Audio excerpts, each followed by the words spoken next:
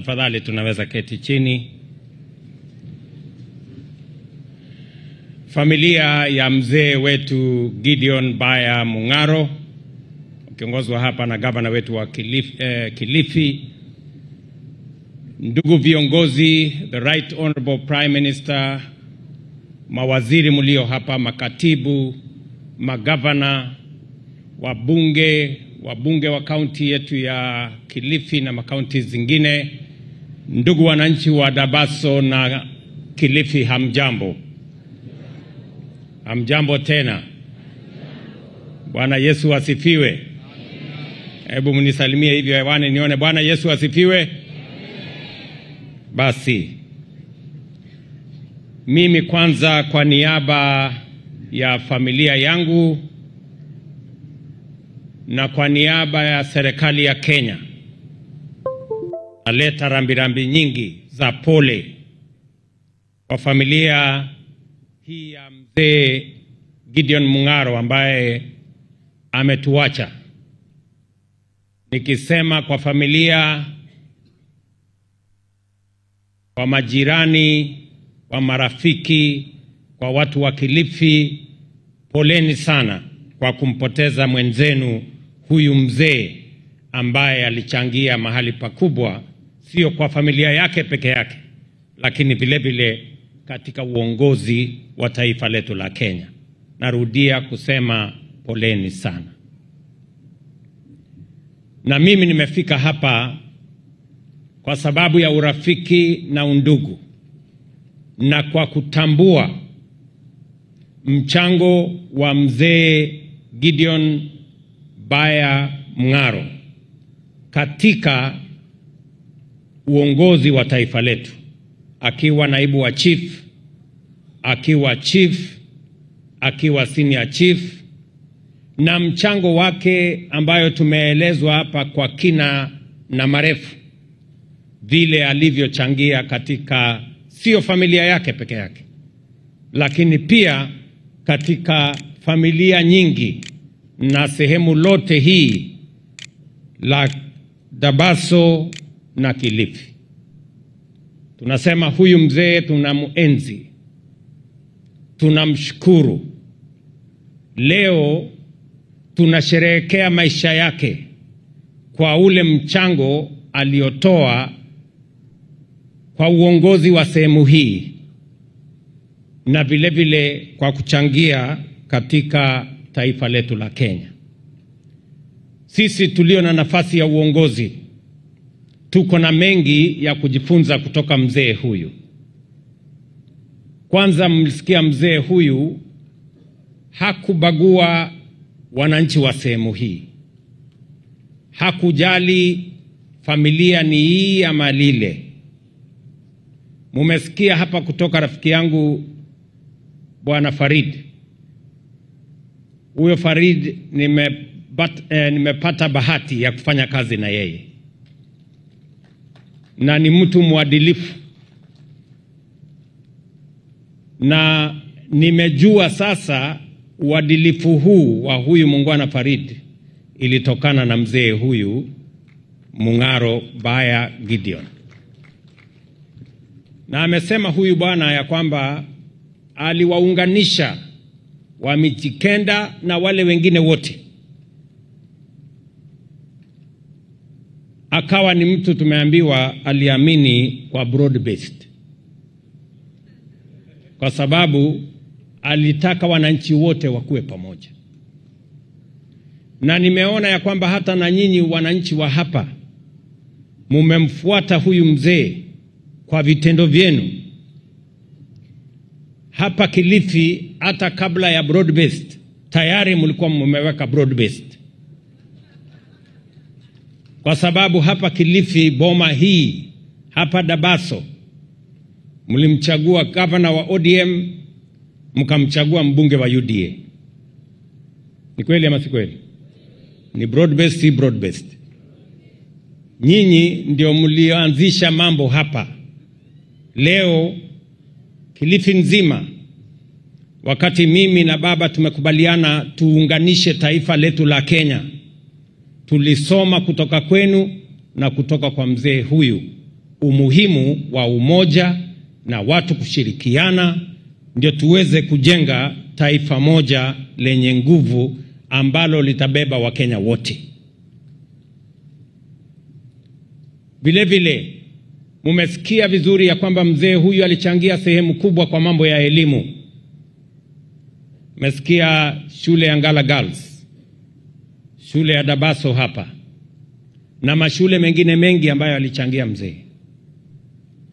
Na ndio sababu hiyo hata na sisi tulio na nafasi ya uongozi sasa, tukifuata maagizo ya mzee huyu na vile alivyofanya, ndio tunasema elimu ikiwa ndio kiini na sababu ya sisi kujumuika na kuungana, tukijua ya kwamba kama kuna njia ya kuwezesha jamii, kama kuna njia ya kuwezesha nchi, ni kuhakikisha ya kwamba masomo yanapatikana kwa kila mwananchi. Na ndio sababu hiyo tumeweka sasa pesa nyingi kusomesha watoto wetu.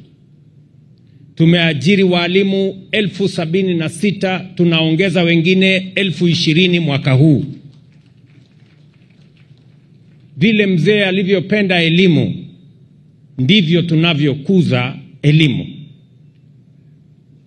Ndio sababu tumesema ya kwamba masomo ya Technical Training College ama ya university isiwe kwa Wakenya wanaoweza peke yao, iwe ni haki ya kila Mkenya, hata watoto wa kutoka jamii maskini waweze kwenda katika university pia.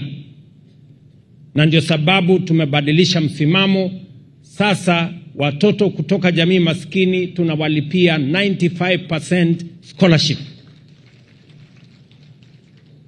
ili tuweke usawa katika mambo ya elimu katika taifa letu la Kenya.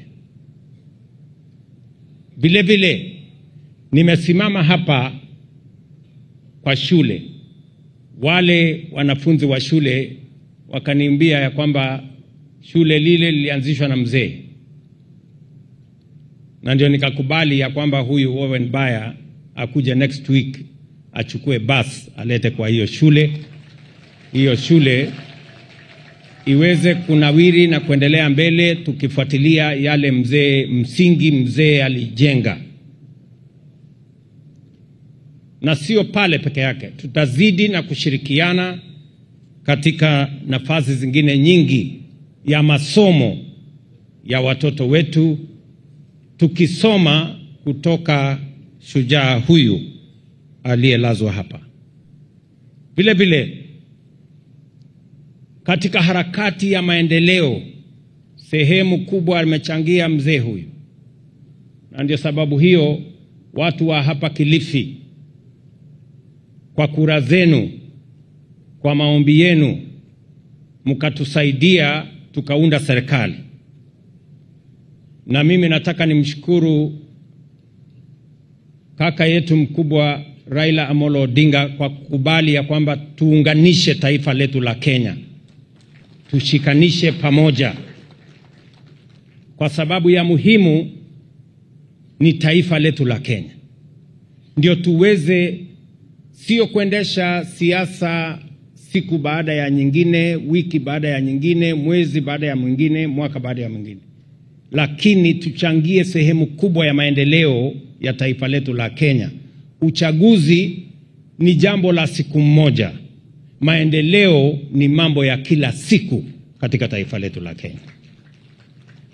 Sababu hiyo ndio mimi nataka niseme, nilikuja hapa 2013 nikawaeleza ya kwamba katika ile mpango yetu ya kusongesha taifa letu la Kenya mbele, Kilifi tutahakikisha kwamba iko katikati.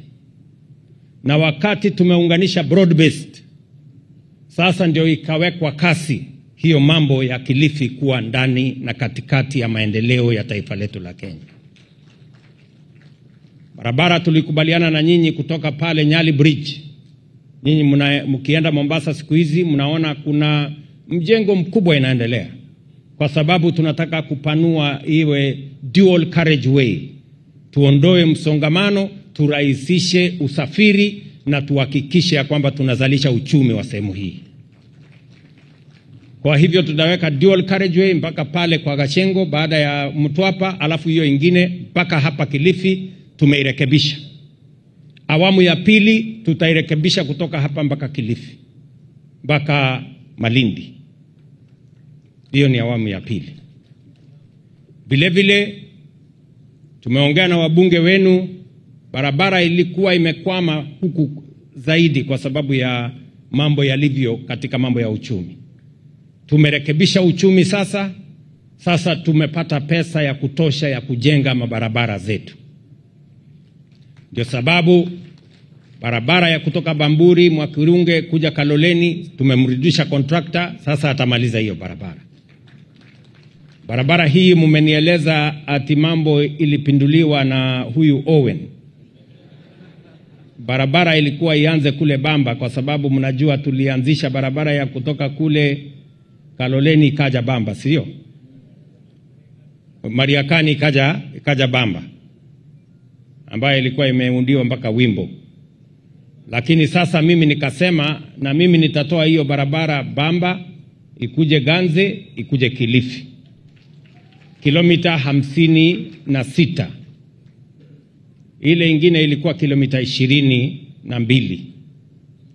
Hii kilomita 56 ni kweli contractor alikuwa na matatizo, lakini sasa nimemlipa ile pesa alikuwa anatudai, nimemuongezea pesa na nimeweka katika budget pesa ya kukamilisha hii barabara yenu.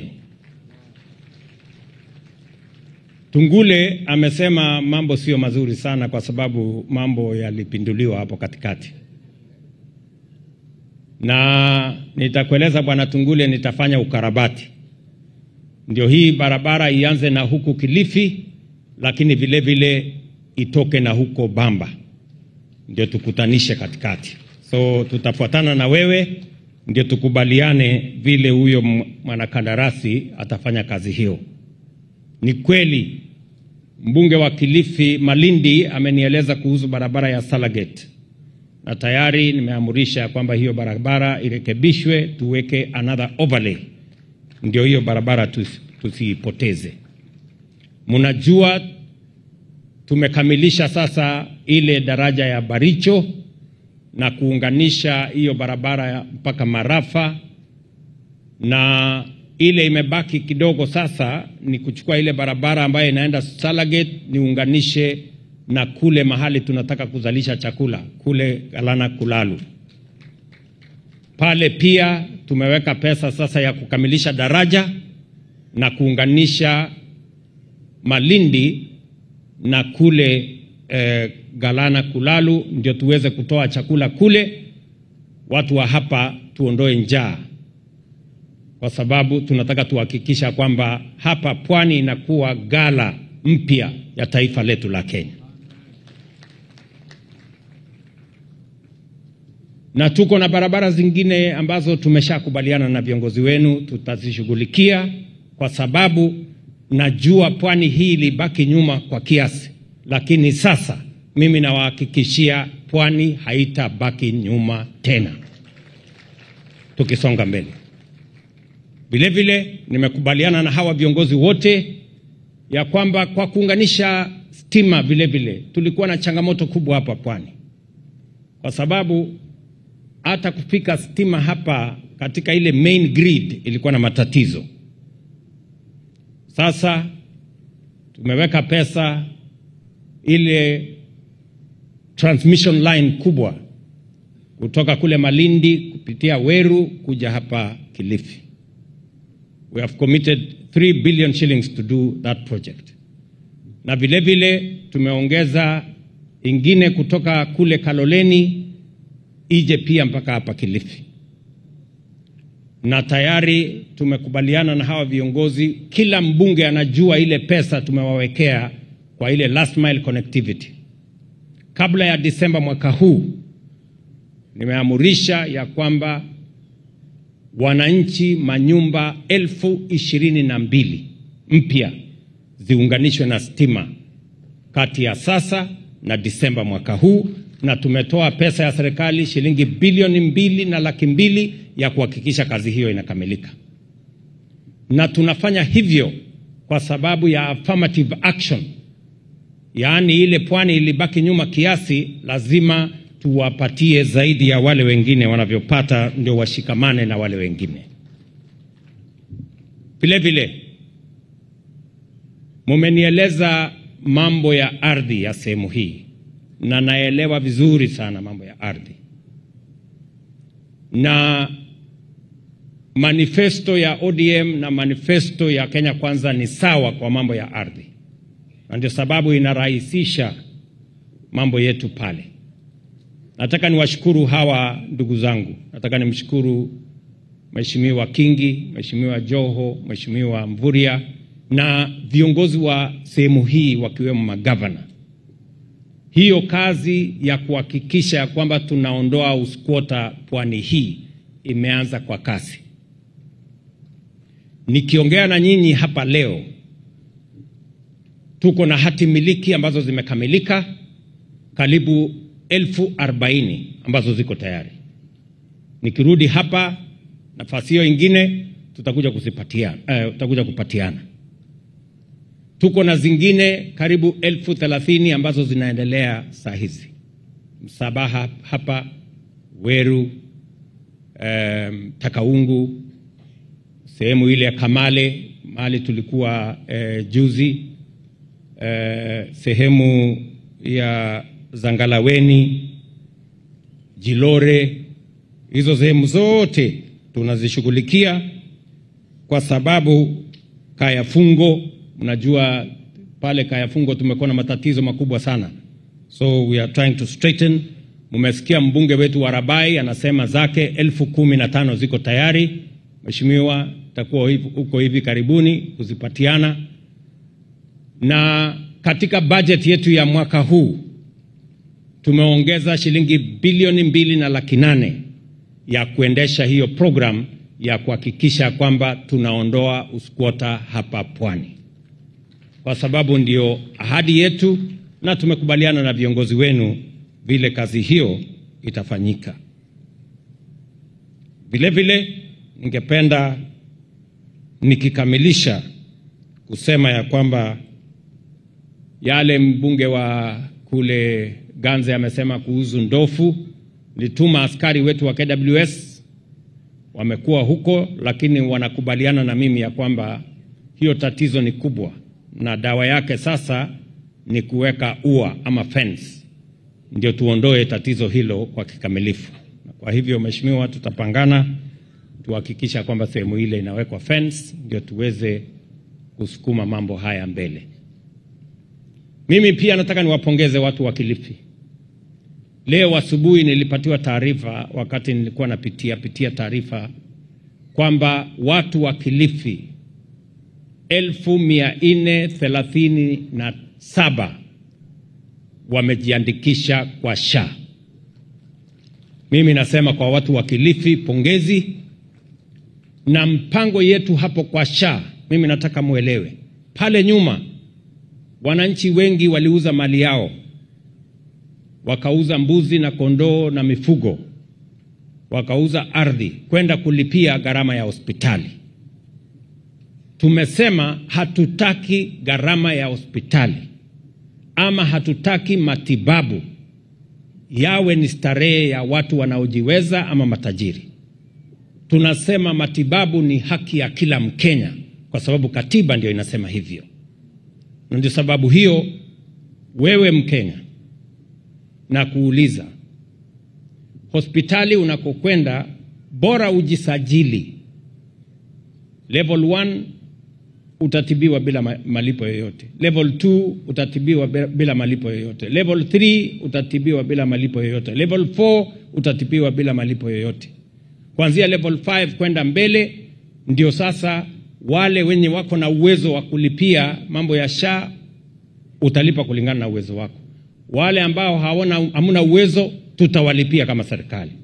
Ndio tuhakikisha kwamba hakuna Mkenya anawachwa nyuma kwa mambo ya kuhakikisha ya kwamba matibabu inapatikana kwa Wakenya wote. Huyu Mung'aro watawaeleza ya kwamba tumekubaliana na wao vile madawa itapatikana. Tunajua changamoto kubwa ya mahospitali ni kwamba hakuna dawa kwa mahospitali. Ni kweli ama si kweli?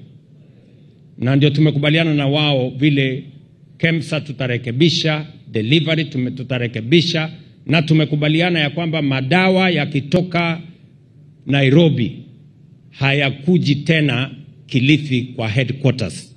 Madawa ikitoka Nairobi inaenda moja kwa moja mpaka dispensary ama hospitali mahali popote ilipo.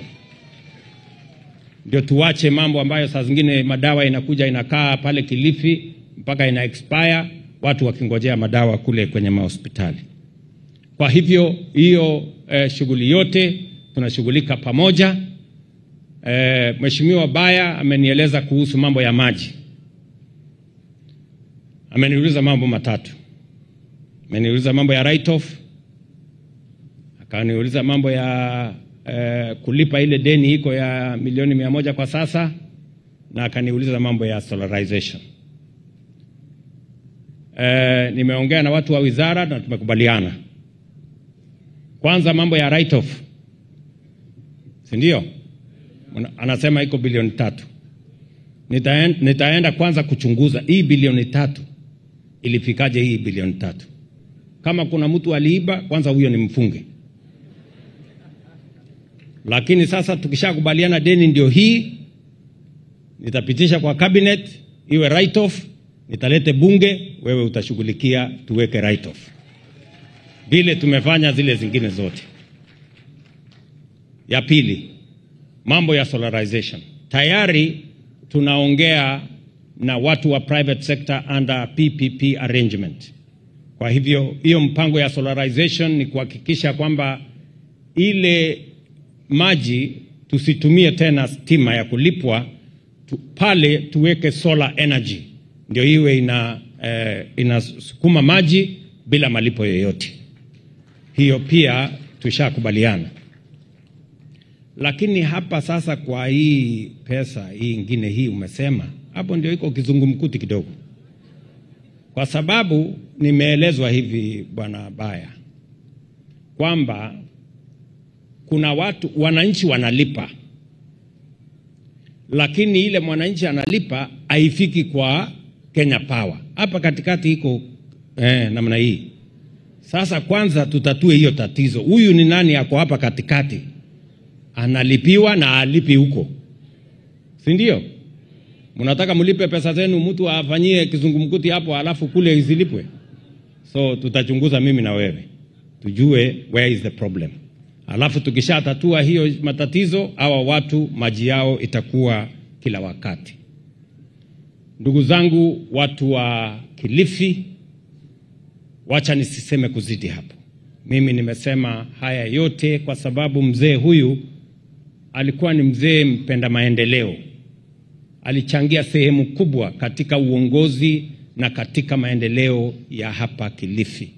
Na ni vizuri nije hapa kama kiongozi wa taifa hii niwatie moyo ya kwamba yale mzee alianzisha kujenga taifa na kuleta taifa letu la Kenya pamoja ni ya muhimu. Niwahakikishie ya kwamba tutafanya bidii, mimi kama kiongozi wa taifa hii kwa mapenzi ya Mungu, nikisaidiwa na baba hapa na viongozi wengine wote, tutaunganisha taifa letu la Kenya iwe ni mahali hakuna chuki, hakuna ukabila, hakuna kisirani, sote tunaishi kama ndugu moja, watu wa taifa moja, na tushughulike na mambo ya maendeleo ya taifa letu la Kenya. Hapa Galana tumeanza awamu ya kwanza, 40,000 acres. Tumeanza mambo ya kuzalisha chakula. Mtaona mkienda kule. Nilikuwa kule juzi, tumeanza ekari za kwanza 8,000 zinapandwa saa hizi. But the program is to do the first 40,000 acres. Pale Bura, huyu governor wa Tana River atawaeleza. Pale tumeanza kuleta waegezaji. We want to do another 40,000 acres. Pale Tana Delta vile vile tumetafuta waegezaji ambao watatusaidia kuzalisha chakula. kwa sababu hatutaki aibu ya njaa katika taifa letu la Kenya. Na kuondoa aibu ya njaa ni kuhakikisha ya kwamba tuko na mikakati na mipango ya kuzalisha chakula ya kutosha. Vile vile tuhakikishe ya kwamba wananchi wetu wanapata matibabu. Tuhakikishe ya kwamba mpango yetu ya kuzalisha ajira kwa vijana inaendelea mbele. Na mimi nataka nimshukuru, mmenipatia kijana huyu Fikirini. Huyu kijana ni kijana mzuri ambaye sasa nimempatia kazi ya kuangalia mambo ya vijana. Na kazi yake ya kwanza ambayo atakayofanya na wenzake, tuko na pesa shilingi bilioni 5. Tunataka kumpatia vijana kwa kila ward. Unisikize vizuri. Kila ward tunataka wafanyabiashara 70 kwa kila ward. Kila mfanyabiashara tumpatie 50,000 ya kuendesha biashara yake. Tuko na mpango vile vile. Huyu Fikirini yako na mambo, huyu msimuone mdogo hivyo. Na atapangana na nyinyi. Ya pili, tumekubaliana ya kwamba vijana 110,000 tuwaweke katika mpango wa Climate Works. Kila county itakuwa na sehemu ya hawa vijana. Na tutashirikiana na wabunge na wale wengine wote katika harakati hiyo. Vile Mheshimiwa Prime Minister alivyosema, kupanga mambo ya makazi. Hapa Kilifi kwa sasa tumepatiana kandarasi ya manyumba 5,000. Tunahitaji vijana zaidi ya 4,000 kufanya kazi hiyo. Vijana mjipange, kwa sababu vile Mheshimiwa Prime Minister amesema, hatutaki kupoteza mashamba yetu ya kuzalisha chakula kwa makazi. Tunataka tuwe na mpango, kuwe na manyumba, pale kuwe na hospitali, pale kuwe na soko, pale kuwe na shule, pale kuwe pia na mahali kama ni ICT hub, mahali vijana wanaweza kufanya kazi. Hiyo ndio mpango ambayo tuko nayo, the one we are rolling out across Kenya. Pale mambo ni matatu. Ya kwanza, tuwaweke Wakenya katika makazi mazuri. Ya pili, tuwe na nafasi ya ajira ya vijana wengi kufanya kazi. Na ya tatu, tuzuie kugawanya ardhi ili tuwe na ardhi ya kuzalisha chakula, tusiwe na njaa katika taifa letu la Kenya. So this is the commitment that I give to you. Na mimi nataka niwaulize Wakenya wenzetu, mbali na tofauti tulizonazo za kisiasa, mbali na mirengo ya hapa na pale, mimi nataka niwaulize Wakenya, tuhakikishe ya kwamba tunalenga mipango ambayo itabadilisha maisha ya wananchi wa Kenya. Tujenge barabara, tuzalishe uchumi. Tushughulike na kilimo, tuhakikishe ya kwamba tunaondoa njaa. Tupange nafasi za ajira wa vijana wetu wa Kenya. Tuhakikishe ya kwamba kuna matibabu katika mahospitali yetu. Hiyo ndio ya muhimu, sio kiongozi gani apate nini, sehemu gani wapate nini.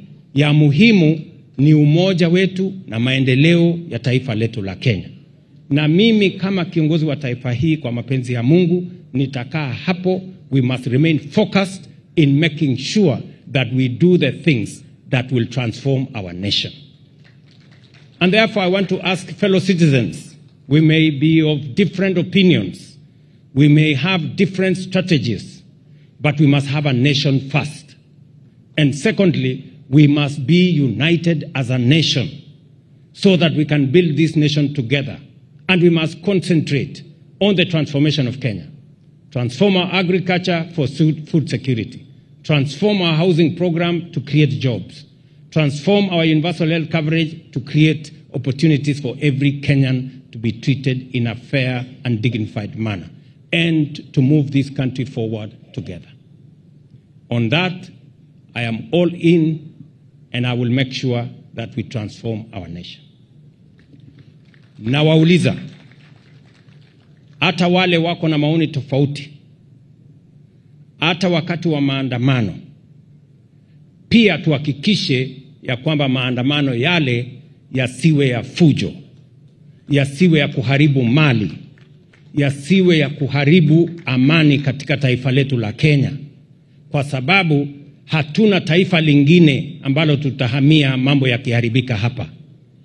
Sisi taifa letu la Kenya ndio hili, na ni nafasi yetu na ni wajibu wetu kuhakikisha ya kwamba tunalinda amani ya taifa letu la Kenya, na yale yote tunayafanya yawe chini ya sheria, na tuhakikishe ya kwamba hatuharibu amani ya taifa letu la Kenya na hatupotezi nafasi ya sisi wote kuchangia katika kupeleka taifa letu la Kenya mbele. Kwa hivyo mimi nawashukuru sana ndugu zangu, watu wa hapa Dabaso, watu wa Kilifi, ndugu yangu Samuel, ndugu yangu Gideon Mungaro Junior. Acha niseme hiyo leo kwa sababu sasa ndio nimejua leo vile mambo yalivyokuwa. Niseme asante sana na familia yenu yote, my good friend Major and all the other people of this family. We want to say truly our deepest condolences to you and to your family on this very sad moment as we bid bye-bye to mzee. Asanteni sana, nawatakia baraka ya Mungu. Maaskofu wetu poleni kama tumechukua muda mrefu. Mimi ndio askofu ya hawa waliongea mbele yenu, lakini nyinyi ndio maaskofu wetu wa kushughulika na mambo ya safari yetu ya kwenda mbinguni. Asanteni sana, tunawaenzi, tunawapenda. Mungu awabariki watu wa Kilifi na turudi tena. Kuna jamaa moja hapa alisema ati sijui nitarudi siku ingine ikiwa mambo ya sijui nani. Mimi nitarudi siku hiyo ingine kwa mambo ya maendeleo. Si ndio? Asanteni sana, Mungu awabariki. Naomba